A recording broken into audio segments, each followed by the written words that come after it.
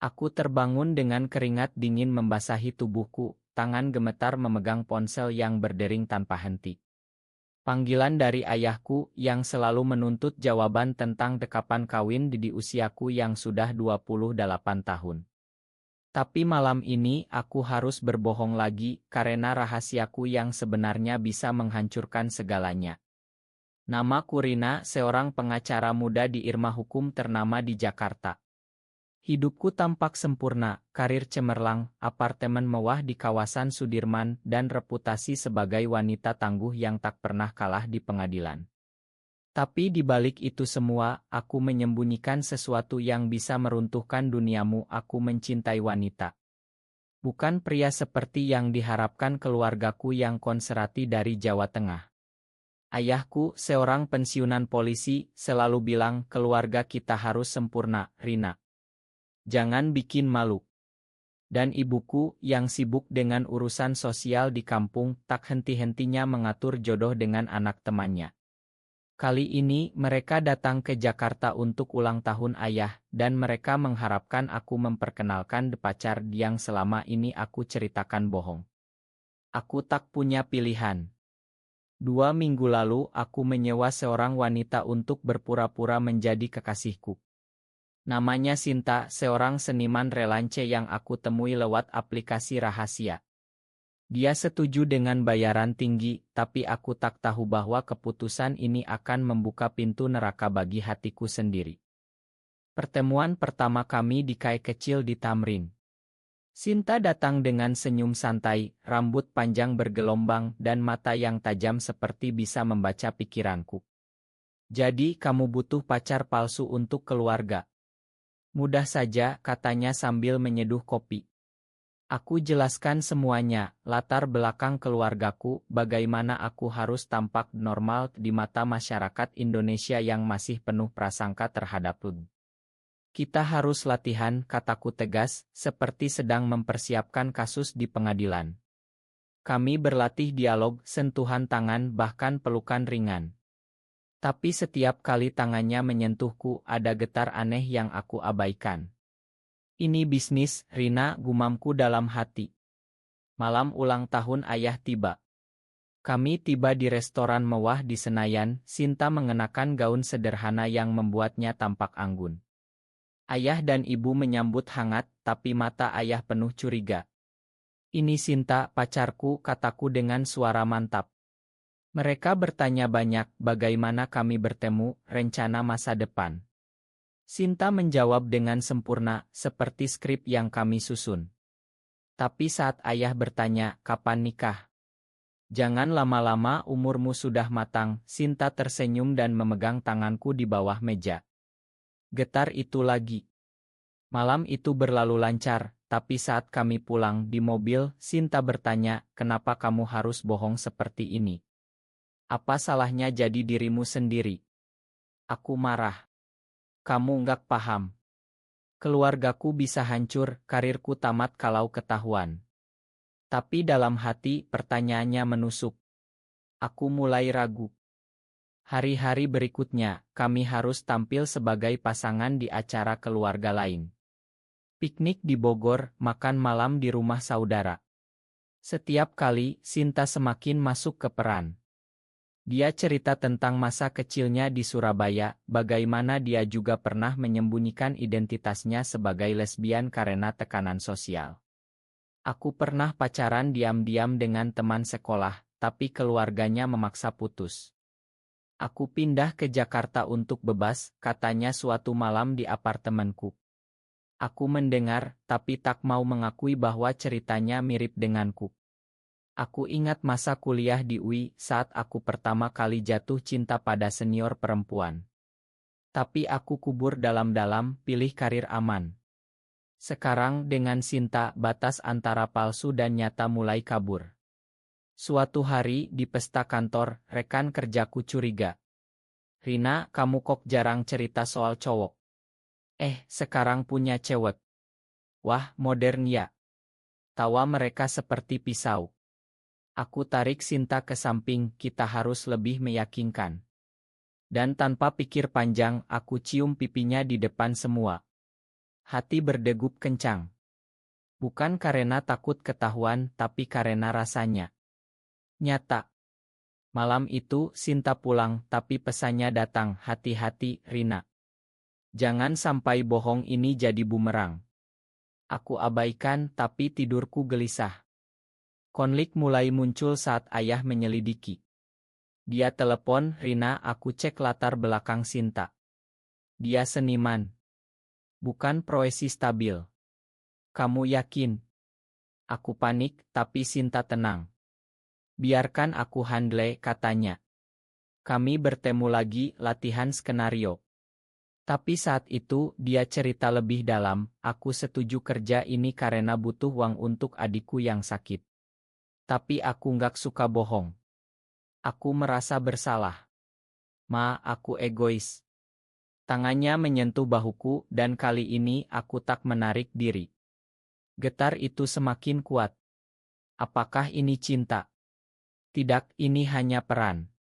Tapi saat kami berpura-pura berpelukan di taman, mata kami bertemu, dan ada sesuatu yang tak bisa dijelaskan. Malam itu, ayah datang tiba-tiba ke apartemen. Aku mau bicara serius. Dia duduk, mata tajam. Sinta ini beneran pacarmu? Atau ada yang disembunyikan? Jantungku berhenti. Sinta yang kebetulan ada, jawab dengan tenang. Tapi ayah tak puas. Keluarga kita muslim taat, Rina.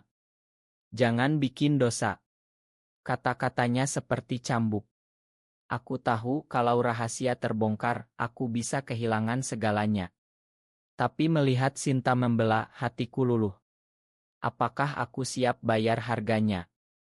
Pagi berikutnya, aku bangun dengan kepala pusing. Ayah sudah pulang, tapi kata-katanya bergaung. Jangan bikin dosa. Di Indonesia, menjadi lesbian bukan hanya tabu, tapi bisa jadi beban sosial berat. Teman-temanku di Irma Hukum, kebanyakan konservatif, sering bergurau tentang LGBT itu pengaruh barat. Aku tak pernah berani bicara. Sekarang dengan Sinta semuanya terasa rapuh. Aku telepon dia, kita harus hentikan ini. Tapi dia datang ke kantor, kenapa? Karena ayahmu.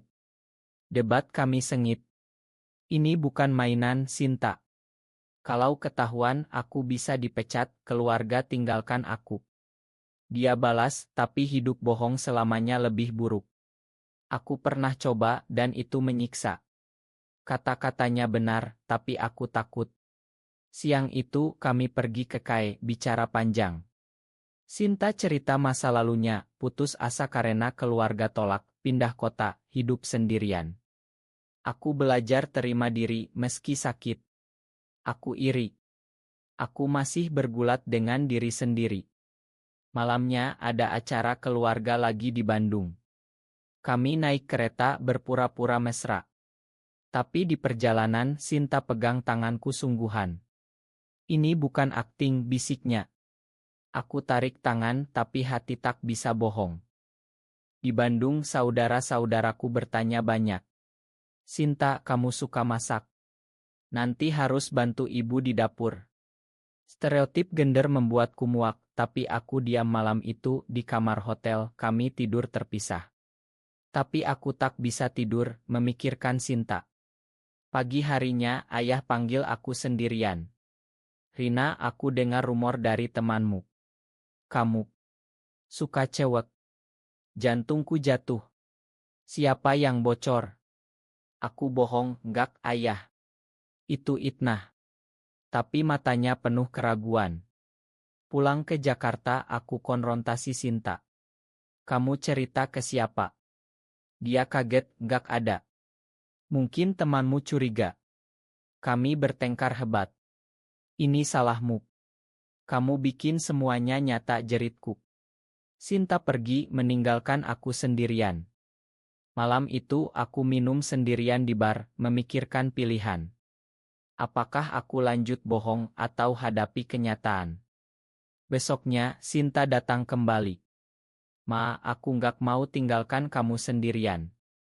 Kami berdamai, tapi ketegangan meningkat. Aku mulai sadar, perasaanku padanya bukan palsu. Konflik memuncak saat kasus hukumku melibatkan klien LB. Seorang wanita dituntut keluarganya karena moral rusak. Mirip denganku. Di pengadilan aku bela dia dengan semangat, tapi dalam hati itu perjuangan pribadi. Setelah sidang, Sinta tunggu di luar. Kamu hebat, katanya. Kami jalan-jalan di Monas, bicara tentang masa depan.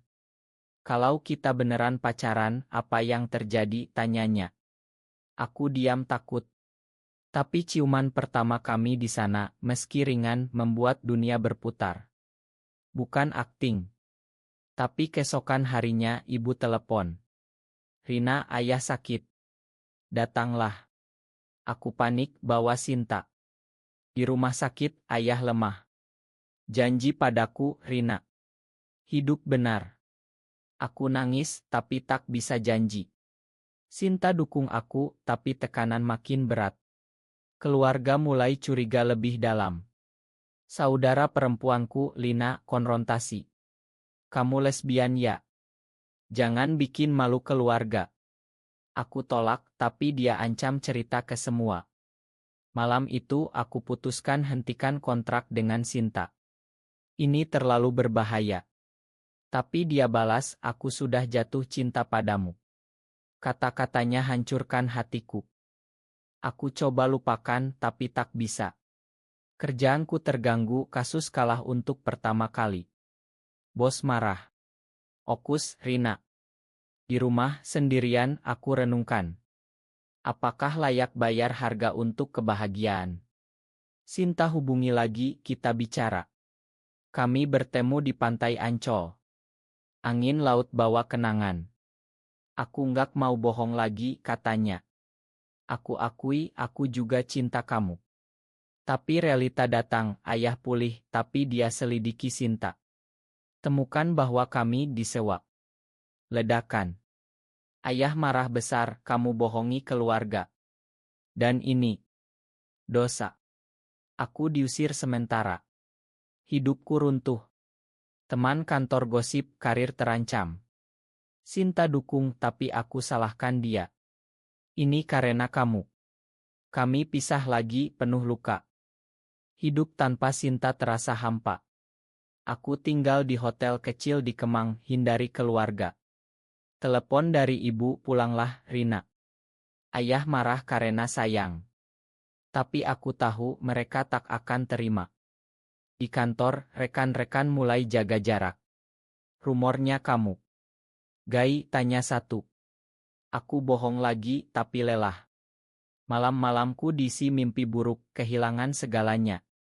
Suatu hari, aku temui psikolog diam-diam, Anda mengalami konflik identitas, katanya.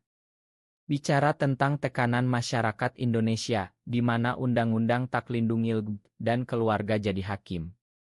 Aku nangis, akui semuanya. Aku cinta Sinta, tapi takut.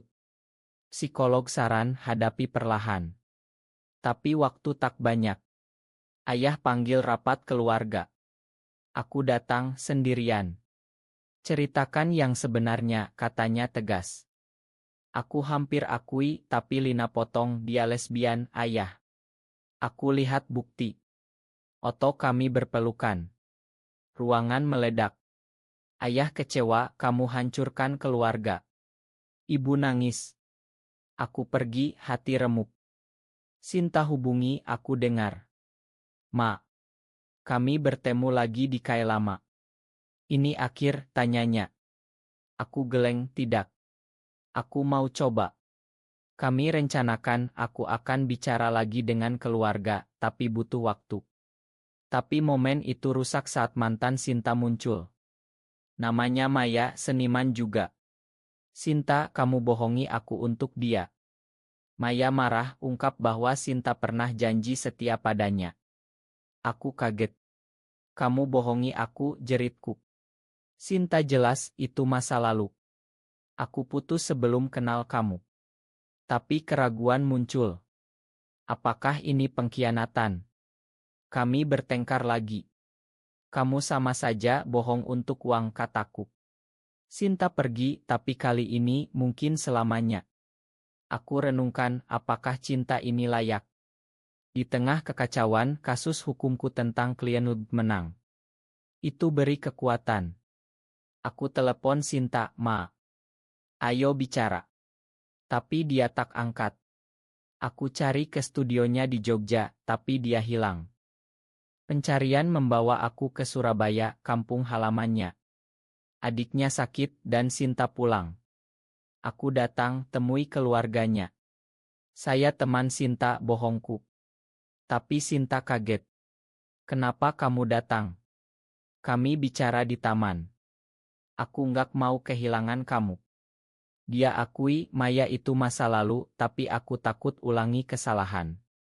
Kami berdamai, tapi tekanan dari keluargaku datang lagi. Ayah telepon pulang atau jangan pernah kembali. Aku pilih Sinta. Kami mulai hidup bersama diam-diam di Jakarta. Tapi masyarakat tak diam, tetangga gosip mereka tinggal bareng, aneh. Tekanan sosial membuat kami paranoid. Suatu malam ada demo anti di depan apartemen. Kami sembunyi, takut. Ini harga yang harus dibayar, kata Sinta. Aku setuju, tapi hati sakit. Konflik puncak saat ayah datang lagi. Aku tahu semuanya. Pilih keluarga atau dosa itu. Aku nangis, ini bukan dosa ayah. Ini aku. Dia pergi, tapi ibu tinggal. Aku coba pahami, nak. Itu harapan kecil. Tapi Sinta dapat kabar buruk, adiknya butuh operasi mahal. Aku harus kerja lagi, mungkin tinggalkan Jakarta. Aku tawarkan bantu, tapi dia tolak. Ini ujian. Kami pisah sementara, penuh keraguan. Waktu berlalu 2 bulan tanpa Sinta. Aku fokus karir, tapi hati kosong. Kasus-kasus makin banyak aku ambil, jadi advokat diam-diam, teman-teman mulai dukung, kamu berani, Rina. Tapi keluarga masih dingin. Ibu telepon kadang, ayah mulai lunak. Harapan muncul. Suatu hari, Sinta kembali. Adikku sembuh berkat donasi. Kami bertemu, peluk erat. Aku rindu. Tapi Maya muncul lagi, ancam bocor rahasia kami ke media. Kamu rebut Sinta dariku. Aku konfrontasi, ini bukan milikmu. Tapi Maya posting foto kami di sosial media. Ledakan. Gosip menyebar, Irma Hukum panggil aku. Ini bisa rusak reputasi. Aku hampir dipecat, tapi aku bela diri. Ini hidup pribadiku. Bos setuju, tapi peringatkan. Keluarga tahu dari berita. Ayah marah, kamu bikin malu nasional. Aku datang pulang, debat panjang. Ayah, masyarakat berubah. Banyak yang seperti aku. Dia diam tapi tak setuju. Sinta dan aku putuskan hadapi bersama. Kami ikut komunitas di Jakarta, dapat dukung. Tapi pengkhianatan dari dalam, Lina, saudaraku, bocor lebih banyak. Aku lakuin ini untuk selamatkan keluarga, katanya. Aku kecewa, ini pengkhianatan. Keluarga pecah. Ibu mediasi, kita satu keluarga. Perlahan, ayah bicara. Aku takut kehilangan kamu. Itu langkah pertama. Tapi harga mahal, teman hilang, karir goyah. Sinta juga alami, pekerjaannya ditolak karena reputasi. Kami saling dukung, tapi ujian terus. Suatu malam, kami debat. Apakah ini layak, tanyaku. Sinta jawab, cinta selalu punya harga. Kami lanjut, lebih kuat. Puncak saat konferensi hukum di Bali. Aku bicara tentang hak lebih. Ayah datang tiba-tiba. Aku dengar pidatomu. Kami bicara, aku coba pahami, tapi butuh waktu. Air mata mengalir. Sinta di samping, terima kasih, Pak. Keluarga mulai rekonsiliasi. Tapi Maya tak berhenti, ancam tuntut. Aku tangani secara hukum, menang. Itu kemenangan. Hidup mulai stabil, tapi luka tetap. Akhirnya, setelah setahun penuh badai, aku dan Sinta hidup terbuka. Keluarga tak sepenuhnya setuju, tapi terima. Ayah bilang selama kamu bahagia. Karirku bangkit jadi pengacara hak asasi. Sinta sukses dengan seni bertema LGBTQ. Tapi ingatan pengkhianatan kehilangan tetap. Kami belajar, cinta butuh pengorbanan. Apakah pilihan kami benar, atau seharusnya tetap bohong untuk hindari sakit?